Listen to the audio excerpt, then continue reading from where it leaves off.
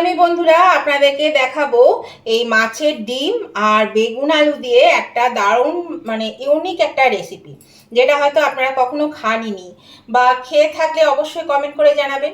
আর খুব কম মানুষই হয়তো খেয়েছেন।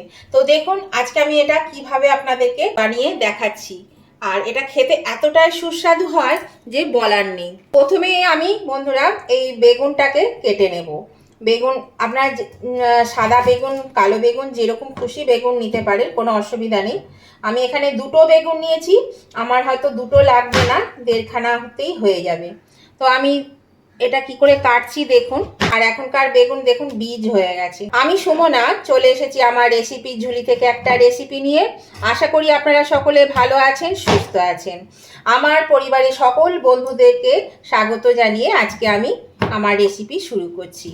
তো এই দেখুন বেগুনটা অর্ধেকটা আমার কাটা হয়ে গেছে। এই রেসিপিটা আপনারা দেখুন, ভালো করে স্কিপ করবেন না। আর আমি শেষে একটা মশলা দেব, যাতে এর দ্বিগুণ হয়ে যাবে টেস্টটা।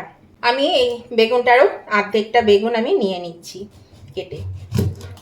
আমি বেগুনগুলোকে কিন্তু প্রথমেই কেটে নিচ্ছি। দেখুন আমার বেগুনটা বেশ খেতে ভালো লাগে, তার জন্য আমি একটু বেগুনটা বেশি পরিমাণে দিচ্ছি। আপনারা আপনাদের পরিমাণ বুঝে বেগুনটা দেবেন। বেগুন আলু সবই আপনাদের পরিমাণ বুঝে দেবেন। তো দেখুন বেগুনটা কিন্তু আমার কাটা হয়ে গেল। আর এরকমই লম্বা লম্বা বড় বড় করে কাটতে হবে।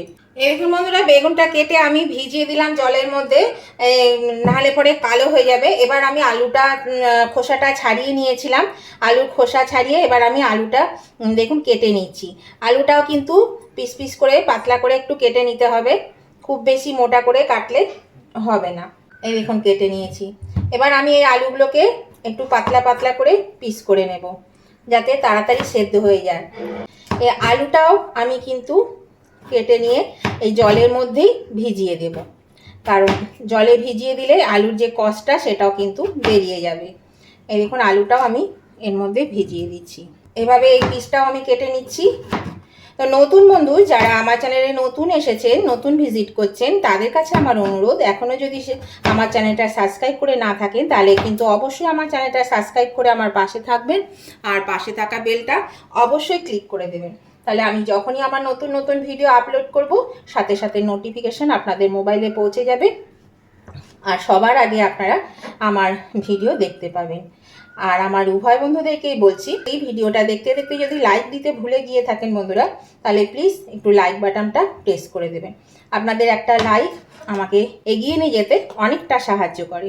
যদি ভালো লেগে থাকে আজকের রেসিপিটা, যদি খুব ভালো লেগে থাকে, তাহলে অবশ্যই কিন্তু আপনাদের বন্ধুবান্ধব, আত্মীয় স্বজন সকলেই যাতে পেয়ে যায়, তার জন্য কি করবেন, প্রচুর পরিমাণে একটু শেয়ার করে দেবেন। আর কেমন লাগলো আজকের রেসিপিটা সেটা জানাতে একদম কমেন্ট করতে ভুলবেন না, অবশ্যই কমেন্ট করে দেবেন।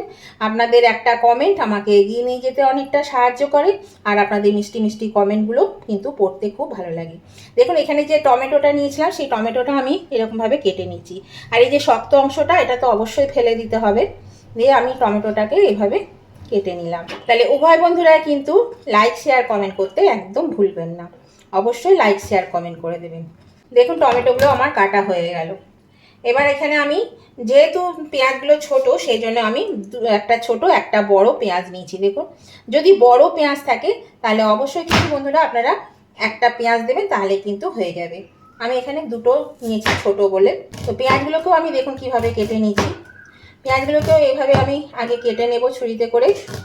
এবার একটু এইভাবে কেটে নেব, একটু কুচি করে নেব। খুব বেশি কুচি করার কিন্তু দরকার নেই, অল্প কুচি করলে কিন্তু হয়ে যাবে। দেখুন আমার একটা পেঁয়াজটা কাটা হয়ে এসেছে। আপনারা যদি না বানিয়েছেন এইভাবে কোনো দিন মাছের ডিমে একটা কারি, তাহলে পরে অবশ্যই কিন্তু এটা দেখা মাত্রই আপনারা কিন্তু বানিয়ে ফেলবেন, দেখবেন সত্যিই খুব ভালো লাগবে খেতে। দেখুন বন্ধুরা পেঁয়াজ আর টমেটোটা আমি একটা ডিশের মধ্যে তুলে নিয়েছি। আর এদিকে দেখুন আমি এই যে বেগুনটা ধুয়ে জলের মধ্যে দিয়েছিলাম, দেখুন জলটা কত ময়লা হয়ে গেছে। এই জলটা ফেলে দেব, ফেলে দিয়ে একটু নুন হলুদ মাখিয়ে রাখবো। এর মধ্যে হাফ চামচ নুন আর হাফ চামচ হলুদ দিয়ে আমি এটা মাখিয়ে নিচ্ছি। নুন হলুদ দিয়ে মাখিয়ে নিলে কি হবে, এটা যখন ভাজবো তখন আর নুন হলুদ দিতে হবে না, এটা ভালো ভাজা হয়ে যাবে আর কালোও হবে না। সেই জন্য নুন হলুদটা আমি এর মধ্যে মাখিয়ে নিচ্ছি। এখানে একটা মিক্সিং জার নিয়েছি, আমি একটা মশলা তৈরি করব। এখানে 1 চামচ জিরে, 1 চামচ ধনে আর 3 টুকরো ছোট ছোট তেজপাতা দিয়ে দিলাম। এটা প্রথমে একটু শুকনো গুঁড়িয়ে নেব, তারপর আমি আবার অন্য মশলা দিয়ে গোড়াবো। তাহলে এটা আমি আগে গুঁড়িয়ে নিয়ে আসি। দেখুন বন্ধুরা, এটা বড় বাটি, সেই জন্য খুব ভালো করে মিহি হচ্ছে না। এর সঙ্গে আমি আরও জিনিস দেব, সেটা হচ্ছে এখানে 7-8 কোয়া রসুন, সরু সরু, সেই জন্য 7-8 কোয়া রসুন দিলাম। আর দিয়ে দিচ্ছি এখানে আদা নিয়েছি, মানে 1.5 ইঞ্চি মতন আদা নিয়েছি। এই যে আদাটা একটু কেটে নিয়েছি, আদাটা দিয়ে দিলাম। আর এখানে ঝাল অনুযায়ী আমি 4টে লঙ্কা নিয়েছি, কাঁচা লঙ্কা। এগুলোকে একটু ফাটিয়ে দিচ্ছি, লঙ্কাগুলোকে দিয়ে একটু জল দিয়ে এবার আমি এটা একটা স্মুথ পেস্ট করে নেব। এরকম বন্ধুরা, এদিকে একটা কড়াতে আমি দিয়ে দিয়েছি জল, আর দিয়ে দিলাম 1/2 চামচ নুন। এই জলটা বেশ ফুটতে শুরু করেছে, আর দিয়ে দিচ্ছি একটু হলুদ। এবার আমি এই যে মাছের ডিমটা নিয়েছি, এই মাছের ডিমটা এর মধ্যে আমি দিয়ে দেব। মাছের ডিমটা একটু সেদ্ধ হতে দেব। মাছের ডিমটা যদি সেদ্ধ করে নেওয়া যায়, এটা কিন্তু খেতে বেশ ভালো লাগে। 1/2 লেবু নিয়েছি, এই লেবুর রসটা আমি দিয়ে দিচ্ছি। এখানে লেবু না থাকলে আপনারা কিন্তু ভিনিগারও দিতে পারেন। এই যে মাছের ডিমের একটা আঁশটানি গন্ধ থাকে, এই আঁশটানি গন্ধটা কিন্তু এই লেবুর রস বা ভিনিগারে চলে যাবে। সেই জন্য কিন্তু এইখানে লেবুর রস কিংবা ভিনিগার যা থাকবে আপনার হাতের কাছে, সেটাই আপনারা দিয়ে দেবেন। দিয়ে এটা আমি একটু সেদ্ধ করে নেব মিনিট 10-এর মতো। এরকম বন্ধুরা, আমি গ্যাসটা বন্ধ করে দিয়েছি। এবার আমি এগুলো তুলে নিচ্ছি। এগুলো কিন্তু সেদ্ধ হয়ে গেছে, এগুলো মানে ডিমটা পুরো সেদ্ধ হয়ে গেছে। ডিমটা আমি নামিয়ে একটু ঠান্ডা করে নেব, তারপরে এগুলোকে আবার একটু পিস পিস করে নেব। আপনারা দেখতে থাকুন পুরো ভিডিও, আপনারা কিন্তু স্কিপ করবেন না প্লিজ। এখানে একটা কড়াই বসিয়ে দিয়েছি, তেল দিয়ে দিয়েছি, তেলটা গরম হয়ে গেছে। এবার এই যে নুন হলুদ মাখিয়ে রাখা এই আলুটা প্রথমে ভেজে নেব। আলুটা ভাজা হলে বেগুনটাও আমি ভেজে তুলে নিচ্ছি, তারপর একবারে আপনাদের কাছে ফিরে আসছি। আলু বেগুনে যেহেতু নুন হলুদ মাখিয়ে রেখেছিলাম, সেই জন্য কিন্তু আমি আর নুন হলুদটা দিচ্ছি না। এমনি নুন হলুদ ছাড়াই আলু বেগুনটা আমি একটু ভেজে নেব। প্রথমে একটু ব্রাউন কালার এসে গেলে তুলে ফেলবো। এই দেখুন বন্ধুরা, মাছের ডিমগুলো ঠান্ডা হয়ে গেছে। এগুলো আমি একটা ছুরির সাহায্যে এগুলোকে কেটে নেব। এগুলোকে একটা পিস পিস করে নেব, আমাদের পছন্দ মতো। আপনারা আপনার পছন্দ মতন পিস করে নেবেন। পিস করে নিলে এগুলো ভাজতে সুবিধা হবে, সেই জন্য একটা পিস করে নেব। তো দেখুন, এরকমভাবে পিসগুলো করে নিচ্ছি। যার যেমন পছন্দ সেই মতন পিস করে নেবেন। মাছের ডিমটা এই যে ওপরে যে একটা চামড়ার মধ্যে থাকে না, সেই রকম পেলে পরে সবচেয়ে ভালো, জানেন, তাহলে পরে ছাড়বে না। আমার কি হয়েছে, অনেকটা গুঁড়ো হয়ে গেছে। এই যে সবটা ছিল না ওরকম ভাবে, যার জন্য অনেকটা গুঁড়ো হয়ে গেছে, এরকম পিস হয়ে গেছে। এবার আমি এর মধ্যে একটা জিনিস মেশাবো। তার কারণ হচ্ছে এখানে কিন্তু নুন হলুদ দেওয়া ছিল, তাও আমি সামান্য পরিমাণে একটু নুন হলুদ দিয়ে দিচ্ছি, খুব সামান্য করে। আপনারা চাইলে নাও দিতে পারেন, তো আমি একটু দিলাম। এবার আমি এখানে সামান্য একটু বেসন নিয়েছি, ওই 1 টেবিল চামচ মতো। এই বেসনটা আমি এর মধ্যে ছড়িয়ে দিচ্ছি। এই বেসন দিয়ে যদি ডিমের বড়া ভাজা হয়, ডিমের বড়া ভাজতে গেলে খুব ছিটকায়, জানেন তো। তো সেই জিনিসটা কিন্তু হবে না, তাহলে খুব ভালো, মানে অতটা ছিটকাবে না। ছিটকাবে কিন্তু এমনি ছাড়লে পরে যতটা ছিটকায় ততটা কিন্তু ছিটকাবে না। সেই জন্য আমি এখানে একটু বেসন দিয়ে দিলাম, যে বেসনটা লেগে থাকলে একটু কম ছিটকাবে। তো এবার আমি এই বড়াগুলো ভেজে নেব। আলু আর বেগুন আমি ভেজে তুলে নিয়েছি।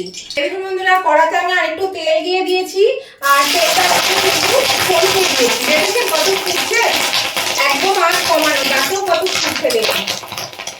এই দেখুন বন্ধুরা, এগুলো ভাজা হয়ে গেছে। শেষে আমি ঢাকা দিতে বাধ্য হলাম, এত ছিটকাচ্ছে, আমি গোটা গায়ে লেগে গেল আমার। তো এবার আমি এগুলো তুলে নিচ্ছি তেল থেকে। এই দেখুন বন্ধুরা, বড়াগুলো ভেজে আমি তুলে নিয়েছি।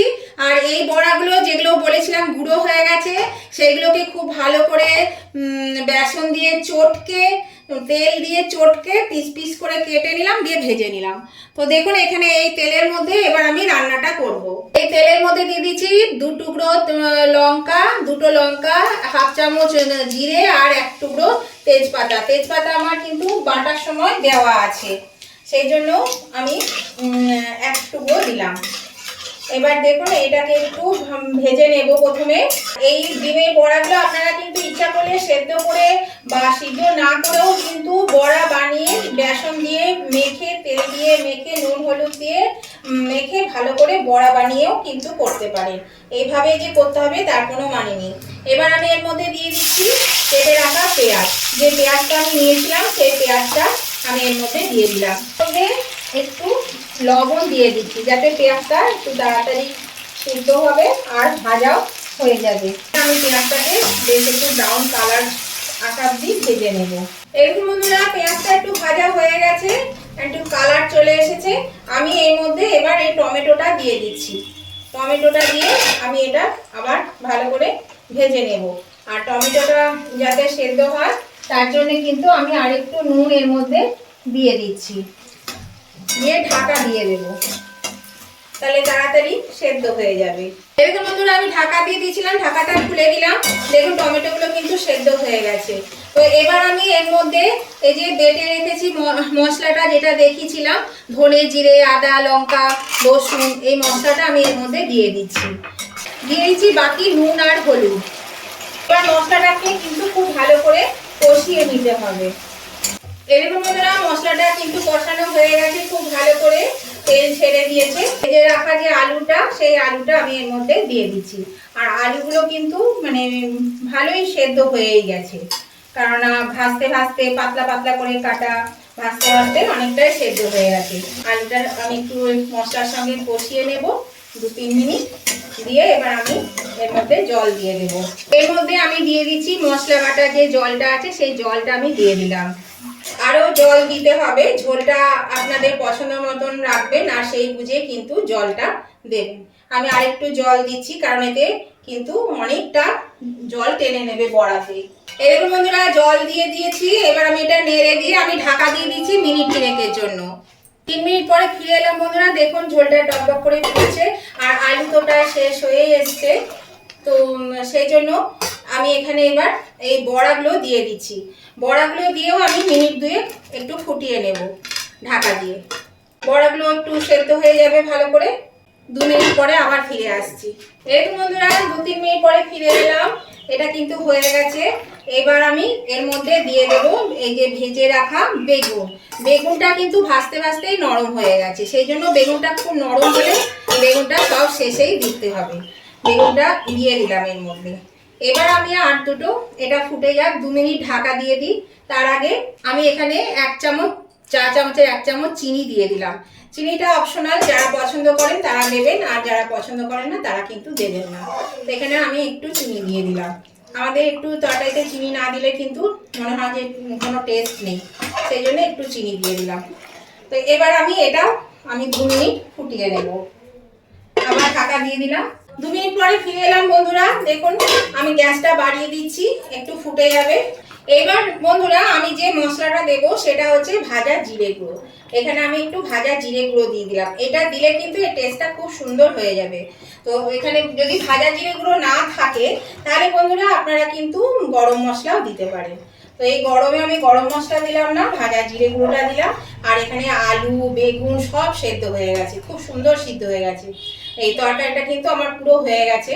আর এই যে ঝোলটা দেখছেন, এই ঝোলটা কিন্তু এতটা থাকবে না, বড়াতে কিন্তু সব টেনে নেবে, বড়াতে অনেকটা টেনে নেবে। তো বন্ধুরা আজকের এই রেসিপিটা আপনাদের কেমন লেগেছে সেটা কিন্তু অবশ্যই লাইক শেয়ার কমেন্ট করে জানিয়ে দেবেন। আর নতুন বন্ধুরা কিন্তু অবশ্যই আমার চ্যানেলটা সাবস্ক্রাইব করে আমার পাশে থাকবেন আর পাশে থাকা বেলটা অবশ্যই ক্লিক করে দেবেন, তাহলে আমি যখনই আমার ভিডিও আপলোড করব সাথে সাথে নোটিফিকেশন আপনাদের মোবাইলে পৌঁছে যাবে। দেখুন এটা হয়ে গেল, আমি এবার এটা নামিয়ে নিচ্ছি। এরকম বন্ধুরা আমি নামিয়ে নিয়েছি। আর এটা দেখুন খেতে কিন্তু দারুণ হয়, আপনারা একবার হলেও খেয়ে দেখবেন, খুব ভালো লাগে খেতে। তো ভিডিওটা ভালো লাগলে উভয় বন্ধুরা লাইক শেয়ার কমেন্ট করে দেবেন। তো আজকের মতন আমি ভিডিওটা এখানে শেষ করছি। আবার আমি নতুন ধরনের নতুন কোনো ভিডিও নিয়ে চলে আসবো। ততদিন আপনারা ভালো থাকবেন, সুস্থ থাকবেন। Tata bye bye.